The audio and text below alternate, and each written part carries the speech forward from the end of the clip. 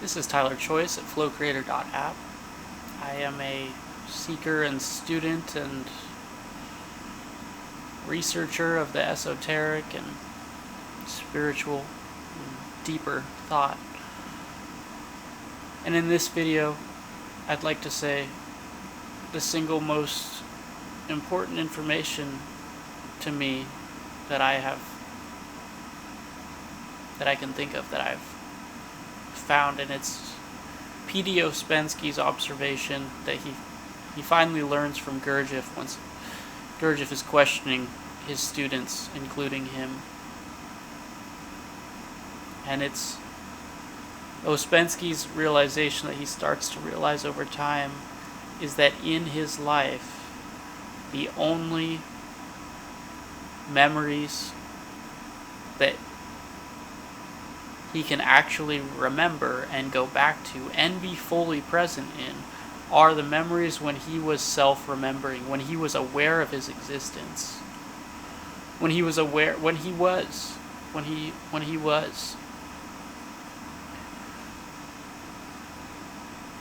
And someone like Gurdjieff would say that man's first problem is that he thinks that he's conscious, he thinks that he's there, and he's not. He just assumes. Osho used to joke that maybe a man should not believe that he has a soul. And I think Osho might have been quoting Gurdjieff when he said this. I'm actually pretty sure he was. But that man shouldn't assume that he has a soul, but he should be told that he does not have a soul and that he could create one, but he is not given a soul. And the nature of that statement is to say that you assume. You make assumptions instead of consciously stopping, looking at the situation. What is the case? Assumptions, you don't stop and say, what's going on here? What's the case? You just assume that something is because, of course, it is. But in the case of, are you there? Are you present? Are you actually there right now in the moment? It's not until you stop and you ask that question sincerely, am I actually here right now? Where am I? Where exactly am I? Am I up here? Am I in here? Am I all around? Am I in the body? Am I the mind? Am I behind my eyes? Where am I? What am I? Who am I? Who am I really? Well, that insight of Ouspensky's is looking at two things. One, there's the memories that you have because you know that they happened. You know that you were at a certain place at a certain time and a certain event occurred, but you don't remember it. You just recreate. You're just recreating something based on events. You can't go into the memory. You can't revisit. And then there's this totally other nature of experience where there's other memories that you can feel everything. You can return totally to what you were smelling, what you were hearing, what you were tasting. You can be there. You can look through your eyes. You can look around the room because you were there. That's a light statement, but it's not a light statement. Because you were there, you can remember it. So the next level of realization for Ouspensky is that every time you were there, you can remember what happened. You have a memory if you were present, which means that if you were to remember your life, if you were to be in your own life, you would remember every moment in full detail. Every moment you remembered, every moment you were there is a moment you can remember. You could have a life that you actually remember what happened. And if you start to draw that, like, okay, here's the life where I remembered everything happened. Here's the life where I didn't do that.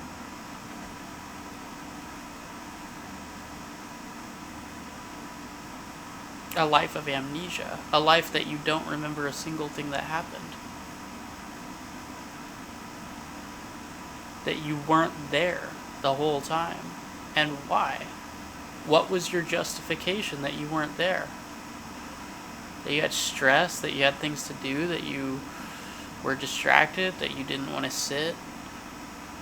What's the reason for your entire life not being home? And who else is going to witness your life? Nobody else can do that. Nobody else can be there. Nobody else gets to record your memories. Nobody else gets to see what you saw. Not really.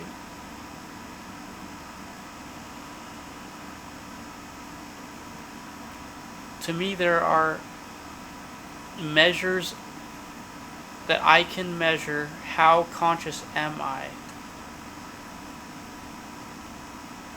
How conscious am I? I can't be fully conscious because there's questions that I would be asking and things that I would be prioritizing that are different than what I prioritize now.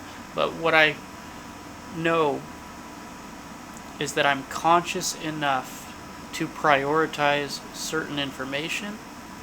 I'm conscious enough to prioritize certain insights, such as that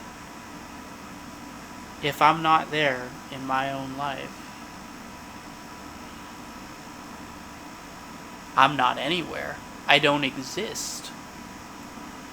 A life where I didn't exist. A life where was I? Nowhere. Well, there's I measure my amount of consciousness from comparing what I have data to people who are more conscious than me, people who are less conscious than me. And everyone has recognized what I'm saying. Almost everyone has recognized what I'm saying. If they didn't recognize it or understand it, you wouldn't be able to comprehend what I'm saying right now. But if you're able to comprehend it, you've already had this insight. We've already had this conversation. You already know this. So then the next measure of when I measure how conscious am I, it's the recognition that I have to put that insight, because you had that insight but it's gone, right?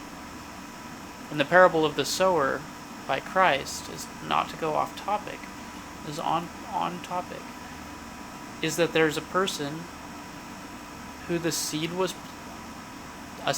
put there. The insight was put there. They had the realization, but then they went on with their day. When you have a set of memories and reference points, for you to remember something, you need reference points to remind you of that thing. If you don't create a network of reference points, like I said, a vision that in another video, a vision that you put at the top and everything else conforms around, if you don't have everything else giving you a reference point, for example, you could use external stimuli as a reference point to return you to your center of being. Oh, that hurts me when I see that. Why does that hurt me? Let's look at my center of being. You could make the whole outside world as a reference point to remind you to go into the center of your being and look back at this place. And then you could always be in your center. You could always be there. And you could always be asking certain questions. Am I dreaming right now? Am I conscious right now? Am I home right now? What does that mean? Am I assuming that? Why would I ask all these questions? Wouldn't I get confused? Well, no.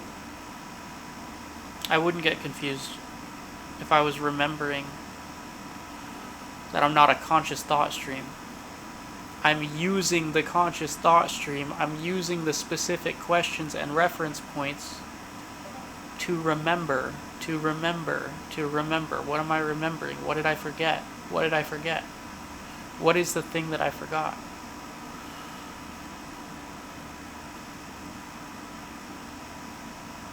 That I'm here. Not somewhere else, I'm here. Being conscious is a matter of, it's not a matter of becoming more of something, it's a matter of remembering.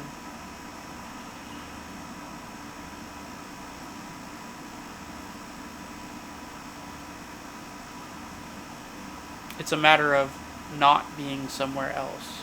It's a matter of not being distracted by something else. What is it I'm trying to say? Consciousness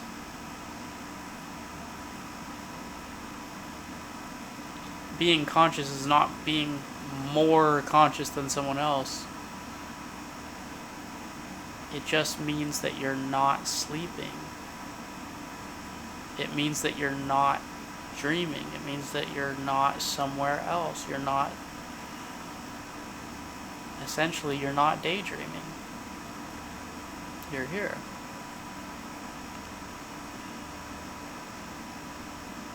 This is accomplished by watching your mind.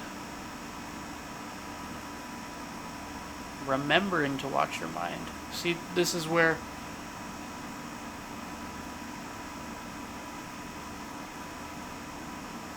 I'm sure it might be hard to follow me in this video as I've kind of been going on. But you have a seed, and that seed is like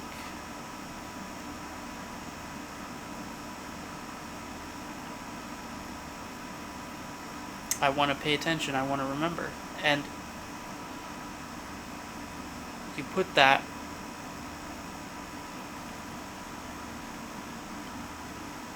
as a top priority.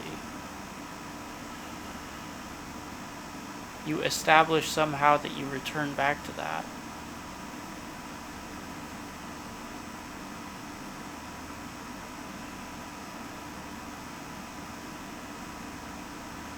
You can just take time as well. You can just say, I'm going to take 2 minutes to sit. Why?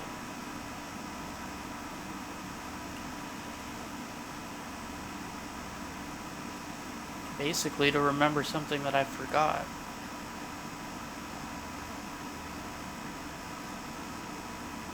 For example, just now, I had forgotten what I wanted to say, which is that the nature of mind, of being, is that we go over there, we go over there, we go over there, and we pull back, and we pull back, and we pull back, and we pull back. And the art of being present is the art of finding ways to come back.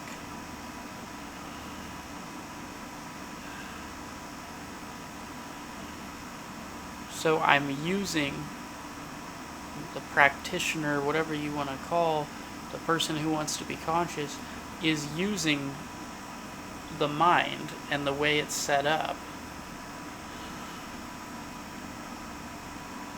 in such a way that that mind starts, the questions that the mind asks, the things that the mind is reminded of, reminds the mind to start coming back to center,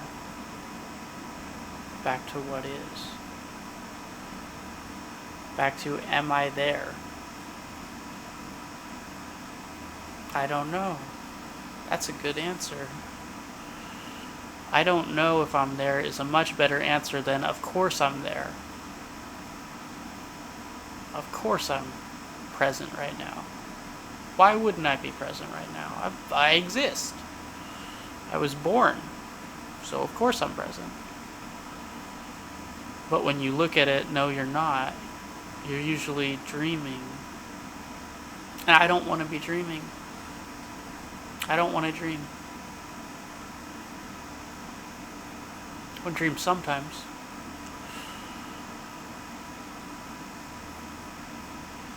Dreaming's enjoyable. But you say, I'm too stressed, I have too much to do, I don't have time. Why don't you have time? You don't have time because here's where you are, running in time. And here, the camera's backwards from where I want to draw this. Here is the thing that's chasing you. The uncomfortability and the unknown in the present moment. And you're running faster and faster and faster because you don't have time. You don't have time because if you stopped, that thing would catch you. And the uncomfortable feeling in your awareness would come to your surface and you'd have to face whatever it is.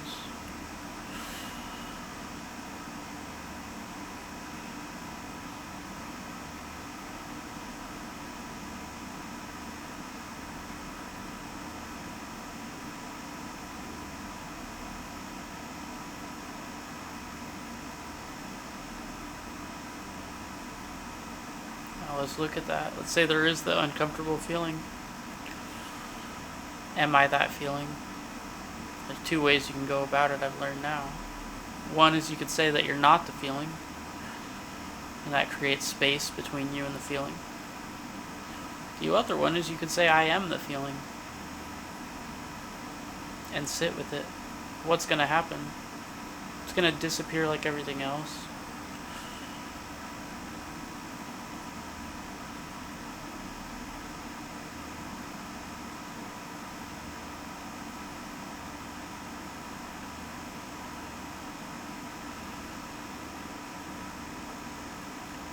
The point of this video is I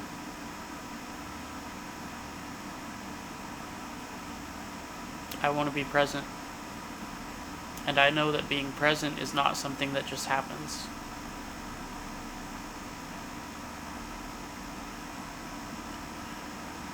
It's a result.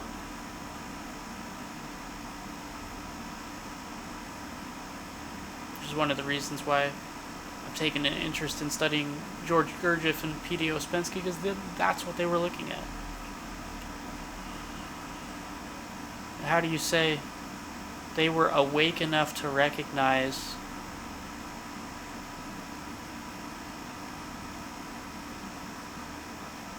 the importance of becoming awake? If you're completely asleep, you don't recognize that there is a reason to wake up. And you might think that you're there. But until you actually ask, am I present? You're not.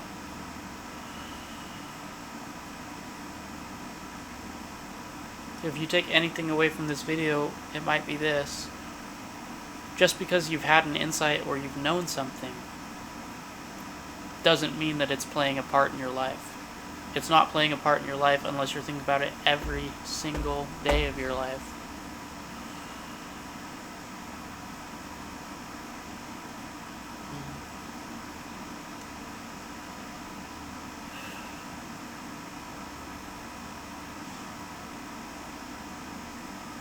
Thank you for taking this time with me. Please like and subscribe, as that is how the, if you like the video, because that's how the YouTube platform knows that people are liking a video. That's how it determines that.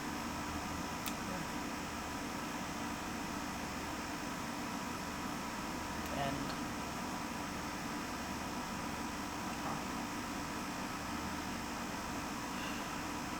my last comment is it feels really good to talk about being present for an extended period of time. Because I'm talking about it and watching myself and asking, am I present? And that is my desire, is to be present, so.